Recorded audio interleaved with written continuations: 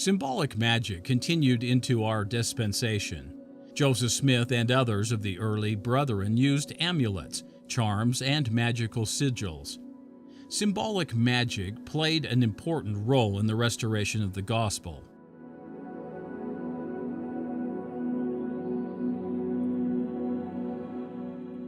Joesph Smith was well aware of magical sigils and used them extensively. To begin with, Joesph Smith believed in astrology.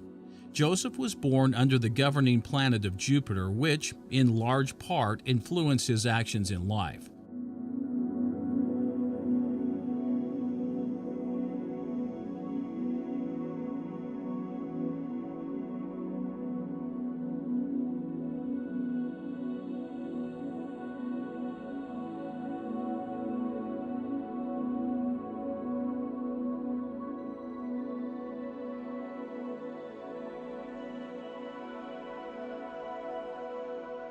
This may seem odd or even embarrassing to the modern membership of the Church when astrology has been relegated to a pseudoscience.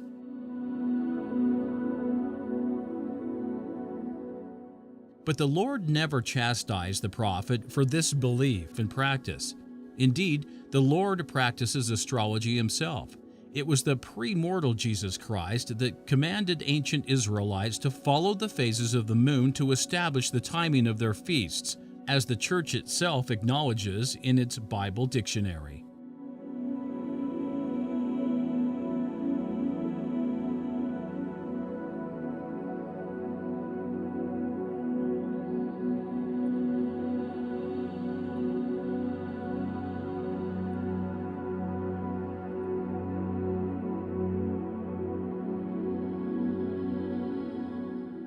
The Lord's reliance on astrological magic continued into this dispensation.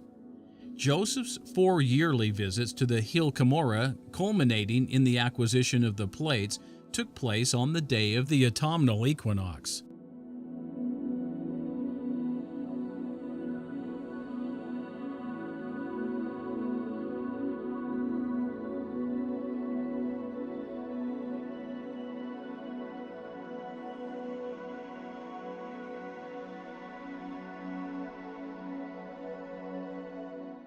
The final visit and acquisitions of the plates conformed to all astrological requirements.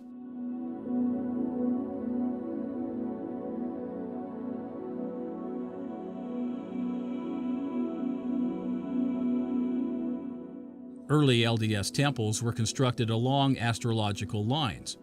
The moonstones of the Salt Lake Temple were unique and based upon Orson Pratt's astronomical observations of 1857.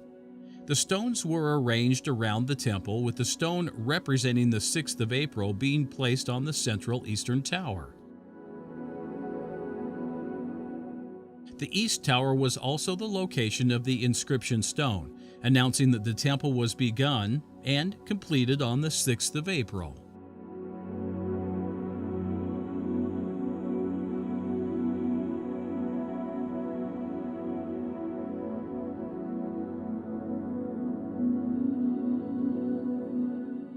The date is not coincidental. It was also the date of the organization of the church and the dedication dates of the St. George and Palmyra temples. The cornerstones of the Nauvoo and Salt Lake temples were laid on April 6th.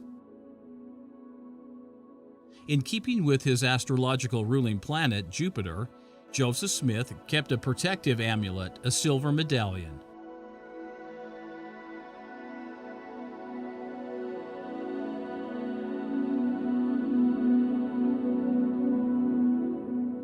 Joesph carved the medallion himself and had it on his person when he was martyred in Carthage jail.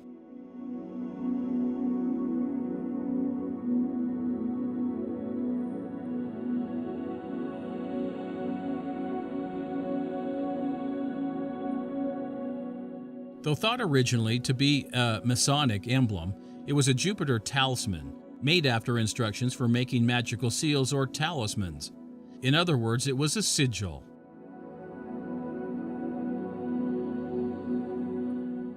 The medallion was designed primarily as an amulet for personal protection. The inscriptions, designs, and words acted as incantations. On one side of the medallion, shown here on the left, are the astrological symbol of Jupiter, the magic seal of Jupiter, the magic sigil of the intelligence of Jupiter. Latin words meaning, "O God, make me all-powerful and many," encircle the symbols. On the other side are the astrological symbol of Jupiter. Jupiter's magic number, 136. The magic square of Jupiter with numbers in Hebrew that add up to 136. To the right of the magic square of Jupiter is the familiar Hebrew word for Father, God, Abba. To the left is the Hebrew name for the intelligence of Jupiter, spelled Jophiel, according to Barrett. Above the magic square on the Smith medallion is the Hebrew word with the first character missing for Elab, one of the divine names reserved for Jupiter in magic. All these symbols, divine names, and incantations were intended to give Joesph Smith power and protection.